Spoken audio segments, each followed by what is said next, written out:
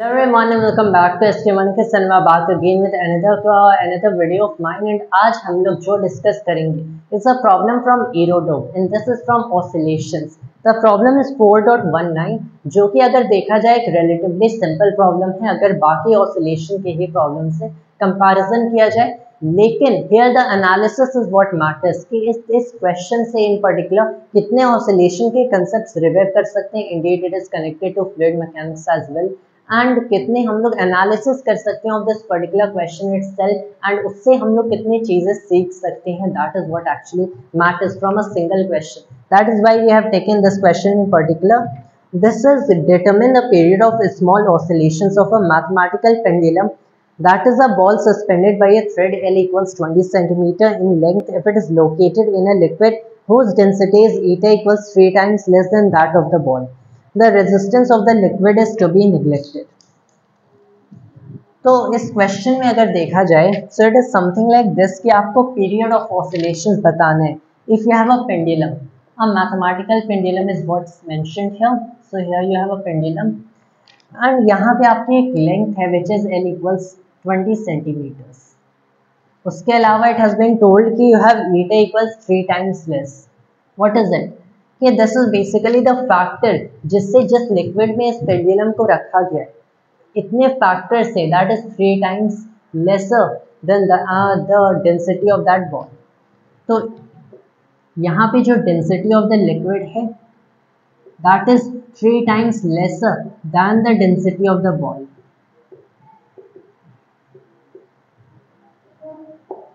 तो हमें बताना क्या है the time period of oscillation of the pendulum. तो इस क्वेश्चन में अगर देखा जाए what you basically have is something like this कि आपके पास पहली चीज़ एक पेंडुलम है, इसे एयर में नहीं बल्कि लिक्विड में रखा गया. तब अगर इसे मैंने इंस्टेड एक लिक्विड में रखा होता है, इनफैक्ट वहाँ पे एक और चीज़ मेंशन है, I forgot to read it out, कि जो रेजिस्टेंस है लिक्विड ये जो रेजिस्टेंस ऑफर कर रहा है दैट इज नेग्लिजिबल. ये आपकी नेग्लिजिबल होगी. अगर आपके जो रेजिस्टेंस है वो नेग्लिजिबल हो गई तो इस पर्टिकुलर केस में क्या होगा. क्लियरली आपको पता है कि किसी भी ऑब्जेक्ट को इससे लिक्विड के थ्रू मोशन के स्टेट में अगर कोई ऑब्जेक्ट हो थ्रू लेट्स से लिक्विड या फिर any other kind of fluid तो वहाँ पे वो फ्लूइड एक रेजिस्टेंस ऑफर करता है. लेकिन यहाँ पे अगर उस रेजिस्टेंस को ही नेग्लेक्ट कर दिया जाए तब क्या ये सिचुएशन सेम एज एयर और एंड वैक्यूम होगी. Will it be the same as air or vacuum? It will still not be there. यहाँ पे इनफैक्ट इस लिक्विड की एक प्रॉपर्टी भी मेंशन की गई है eta equals 3. ये क्या है कि लिक्विड की डेंसिटी बॉल की डेंसिटी से 3 टाइम्स कम है. ये नंबर ही आपको क्यों चाहिए होता अगर ये सिचुएशन सेम एज एयर होते हैं इजिली आप 2π√L/G कर पाते. That is not the case here. Why so? क्योंकि जब इस चीज़ को आपने एक लिक्विड में रखा है तो एक तो आपकी एयर रेजिस्टेंस ऑफर हुई, किसी भी फ्लूइड में ऑब्जेक्ट को मूव कराने के बाद वहाँ पे बेसिकली एक रेजिस्टेंस ऑफर होती है एंड दूसरी जो चीज़ ऑफर होती है that is a बुयंट force.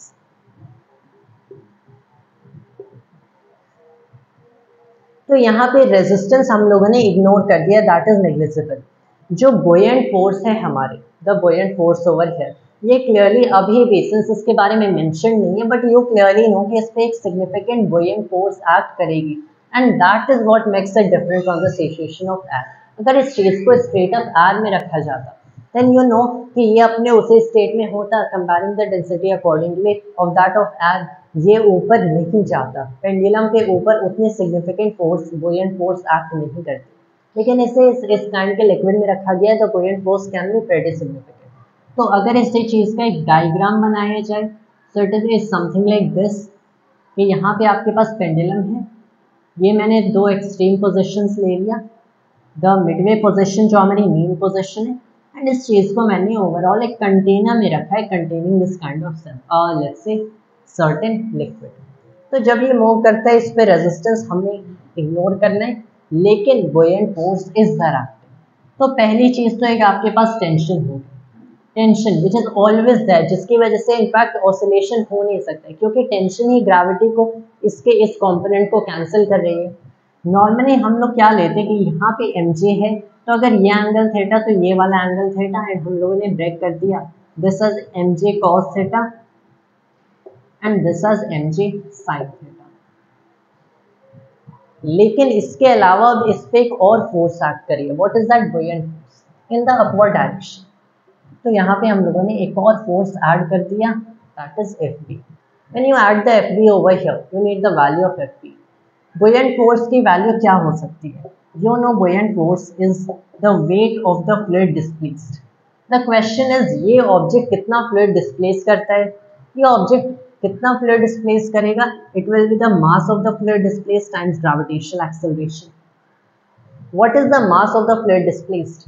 It is basically the density of the fluid displaced times the volume. Volume of what? Volume of the object, volume of the fluid displaced. दोनों volumes यहाँ पे equal होंगे। क्यों?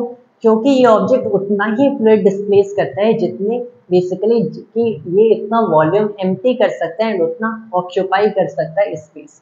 तो ये दोनों के लिए इक्वल है। You have gravitational acceleration. The density of the fluid displaced यहाँ पे अगर लिखा जाए is the 3 times lesser than the density of the ball. तो यहाँ पे मैंने इसे रो ऑफ बॉडी और बॉल ओवर 3 लिख दिया, या फिर ईटा लिख सकते हैं, टाइम्स में वीजी।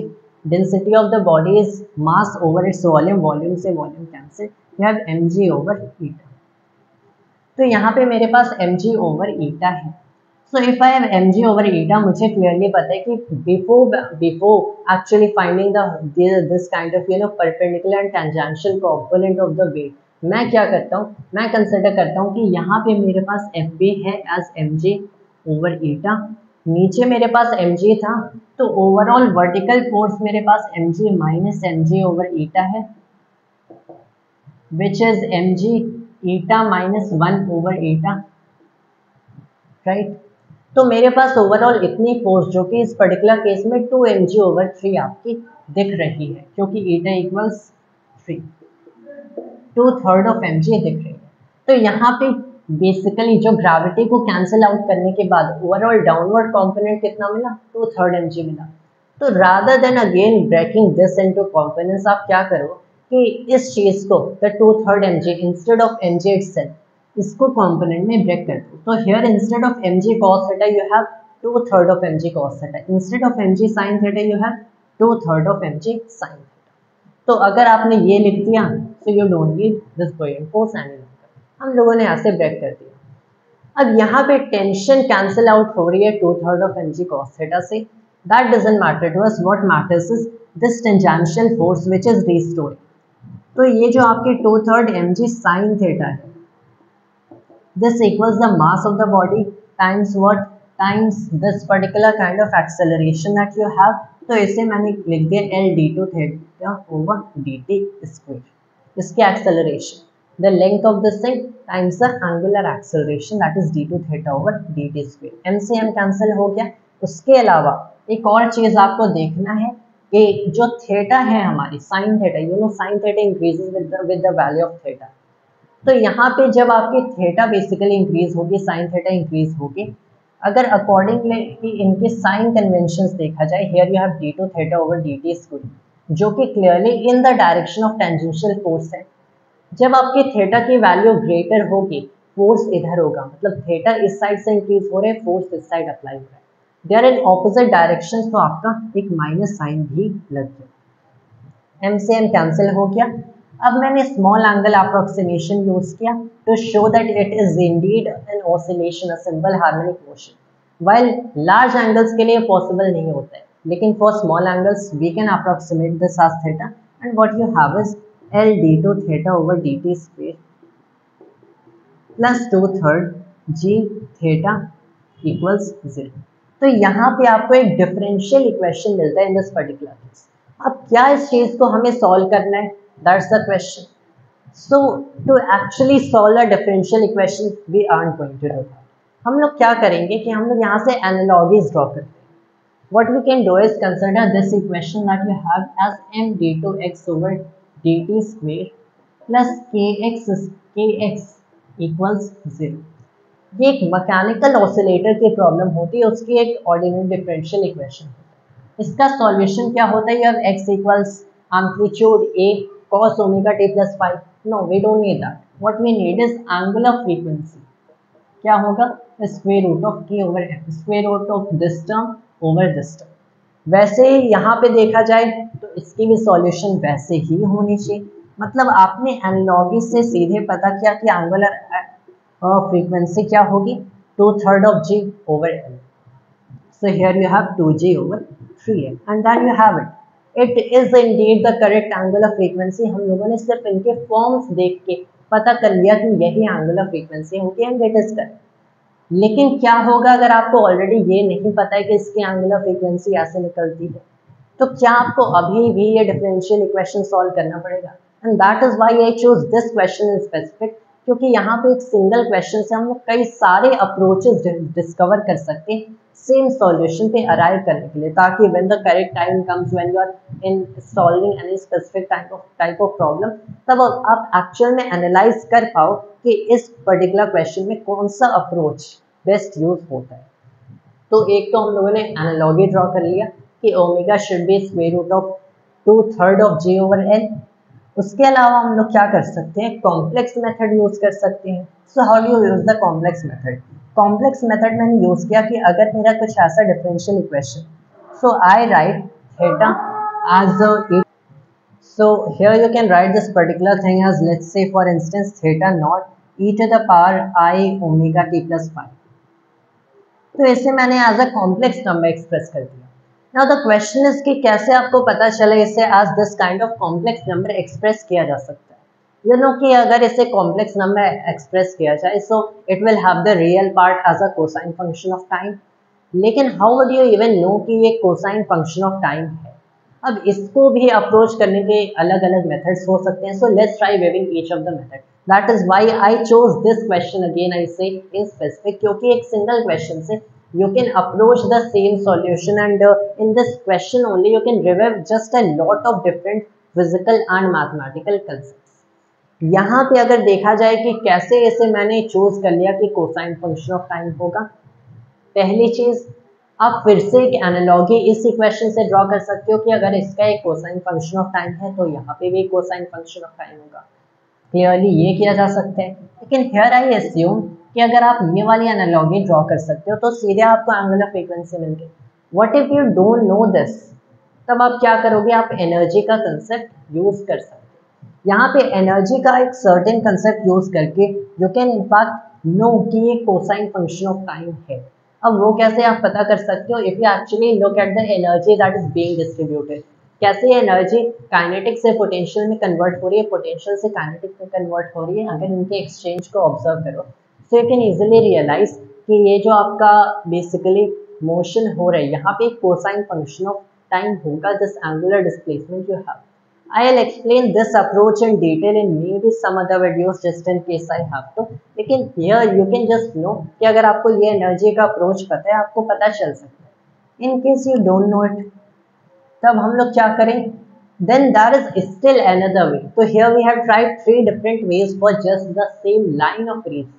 ये दूसरा मेथड क्या है, so here follow with me what it is कि -2/3 g theta equals L d2 theta over dt square था। In some system of units, अगर the length equals 2/3 of g, just in some system of unit, यहाँ पे units clearly correct नहीं है, units clearly correct नहीं है, लेकिन in some system of unit अगर आप assume करते हो कि यहाँ पे ये इक्वल है, इंडीड ये वेरिएबल्स हैं, इनके मैग्नीट्यूड चेंज हो रहे हैं, but just assume it for a minute कि ये कांस्टेंट है जहाँ पे length equals 2/3 of gravitational acceleration.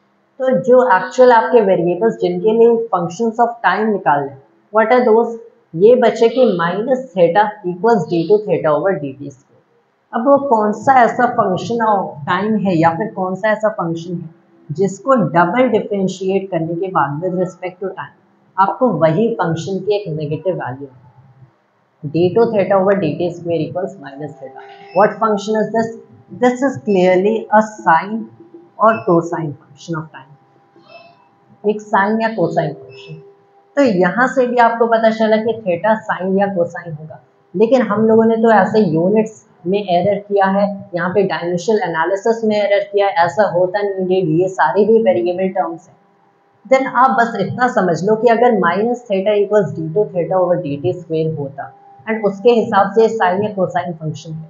तो अगर आपने इन टर्म्स को यहाँ पे ऐड भी कर दिया, इस इक्वेशन में रख भी दिया, ये अभी भी एक साइन या कोसाइन फंक्शन ऑफ टाइम होगा, बस उसमें कुछ और एक्स्ट्रा टर्म्स ऐड हो जाएंगे। It won't be sine of T और cos of T, for instance straight up sine of T या कॉस ऑफ टी में भी नहीं होगा, इसमें कुछ और टर्म्स ऐड हो जाएंगे, जैसे इसमें आपको सॉल्यूशन पता है होते हैं omega and pi, Indeed given the amplitude. तो ये आपको पता चल गया ये कोसाइन फंक्शन ऑफ टाइम या साइन होगा।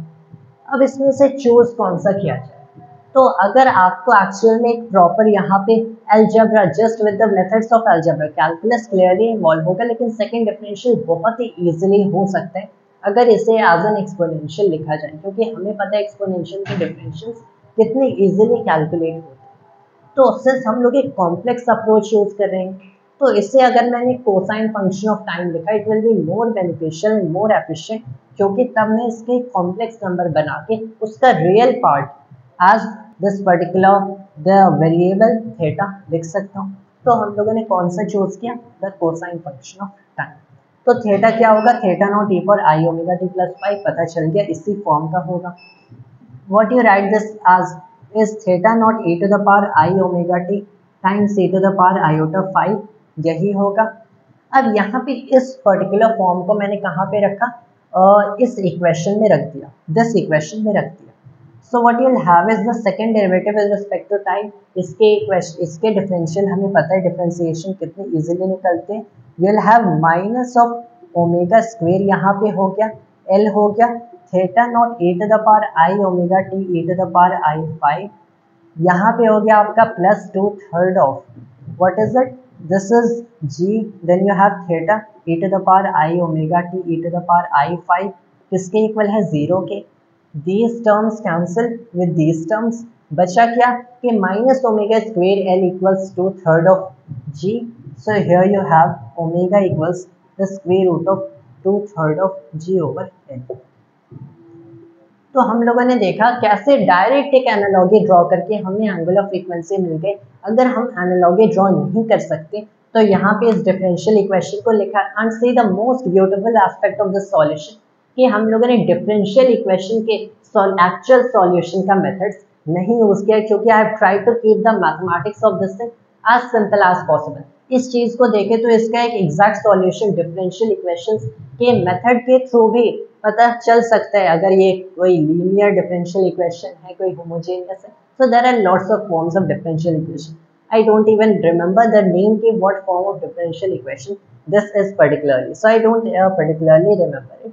लेकिन अगर आपको इसके सॉल्यूशन के मेथड्स आते हैं जो कि क्लियरली सॉल्व किया जा सकता है यहाँ से, but I don't choose that approach. What I chose is not a very strict mathematical approach, लेकिन एक ऐसा अप्रोच जिसमें आप इसमें फिजिक्स को ऐड कर सकते हो। The way I introduce the concept of energy, energy के कंसेप्ट से, एक फिजिकल कंसेप्ट से इसकी मैथमेटिक्स डिराइव की जा सकती है। यहाँ पे आई ड्रिवन एनालॉजी नहीं, तो मैंने कॉम्प्लेक्स मेथड यूज किया, लेकिन इसमें भी फिजिक्स का एक अप्रोच यूज किया। तो यहाँ पे the more you try to use the physics in your problems या फिर in your solution, mathematical solution एक रिगरस मैथमेटिकल सॉल्यूशन एसेंशियल होता है, specially when you are working out on exact derivations and stuff. लेकिन कोई problem को solve किया जाए, so why even in the first place you are solving that problem, ताकि आप उसकी फिजिक्स को समझ पाओ, ताकि आप एग्जैक्टली उसका मैकेनिज्म समझ पाओ। तो यहाँ पे इसके मैकेनिज्म समझने के लिए उसमें जितना फिजिक्स इंट्रोड्यूस्ड होगा the better it is. So that is why I use this approach even to get omega. तो यहाँ से भी पता चल सकता था, here I used this approach। तो हमें बेसिकली क्या पता चला कि अगर ओमेगा इतना है तब t तो कितना होगा, 2 पाई बाई ओमेगा होगा, that is 2 pi square root of 3l over 2g। ये आपको टाइम पीरियड का जनरल फॉर्मूला मिल गया। In this particular case formula मिल गया। यहाँ पे आपको बस वैल्यूज पुट करना है एंड आपको आंसर मिल जाएगा। क्या वैल्यू पुट करना है, l equals 20 centimetre, that is 0.2 and आपको आंसर मिल गया। That is not much of a drag for us, क्योंकि हमें वो नहीं करना। What matters to us is the analysis. यहाँ पे एक और चीज कि स्टार्टिंग में ही मैंने ईटा इक्वल्स 3 रख दिया। अब क्या इससे हम लोग एक general formula for this analysis again drive कर सकते हैं, क्योंकि हम लोगों ने तो ईटा इक्वल्स 3 रख के पूरा डेरिवेशन फॉलो किया था। तो हमें ये पर्टिकुलर चीज़ मिल गया। क्या इससे अगेन एक जनरल फॉर्मूला के लिए ईटा को ईटा रख के हमें करना पड़ेगा? क्या यहाँ से पता नहीं चल सकता कि ईटा के टर्म्स में कैसे एक फॉर्मूला बना है? So can clearly do it. आप बस ये नोटिस करो, ये जो आपके पास 3 है ये क्या है? This is eta, right. अब बहुत बार ऐसा होता है by carrying out many algebra and arithmetic in the solution, तो ऐसा टर्म मिलता है। तो ऐसा नहीं कि एग्जैक्टली यहाँ पे 3 दिखा तो आपने ईटा रख दिया, हो सकता है that is not the case, that may be possible as well. लेकिन अगर हम लोग अपने स्टेप्स को फॉलो करें तो यहाँ पे आपको क्लियरली पता है कि मैंने M G eta minus 1 over eta लिखा था, that became 2/3 of M G, right. तो यहाँ पे जो ईटा माइनस 1 मैंने लिखा था ये हमारा 2 बन गया था, जो ईटा मैंने लिखा था ये हमारा 3 बन गया था आफ्टर पुटिंग ईटा एज 3, राइट। उसी चीज़ को हम लोगों ने यहाँ पे कंटिन्यूसली लिखते गए where ever you saw 2/3 M G, it is actually M G times eta minus 1 over eta. तो यहाँ से क्लियरली फॉलो करके पता चला ये जो आपको 3 दिख रहा है ये इनफैक्ट ईटा ही था जो जिसकी हम लोगों ने वैल्यू रखा। ये 2 दिख रहा है ये ईटा माइनस 1 था जिसकी हम लोगों ने वैल्यू रखा। मतलब इस क्वेश्चन के लिए भी एक जनरल फॉर्मूला हमें मिल गया, व्हाट इज दैट?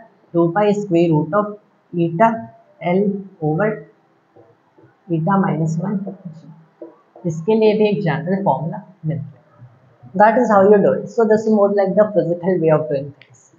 तो यहाँ पे ऐसे आप कुछ इस क्वेश्चन को सॉल्व करते हो। मेन मेथड मेन जो हम लोग क्वेश्चन का सॉल्यूशन है या फिर यहाँ पे वैल्यू पुट करके जो आंसर मिलेगा that is not what matters, the analysis is that matters. इससे कितने आप कंसेप्ट रिवाइव कर सकते हो। जैसे यहाँ पे फ्लूइड मैकेनिक्स का भी एक कंसेप्ट यूज हुआ, तो एक ही सॉल्यूशन पे अराइव करने के लिए हम लोगों ने कई different mathematical and physical approaches को यूज किया to understand the very thing better. तो कितने कंसेप्ट्स रिवाइव कर सकते हो, कितने कंसेप्ट्स अप्लाई करके एनालॉजीज ड्रॉ कर सकते हो in any particular problem, that's what that matters, that we did in this particular problem. That was all for today's video of mine, and thanks to you all.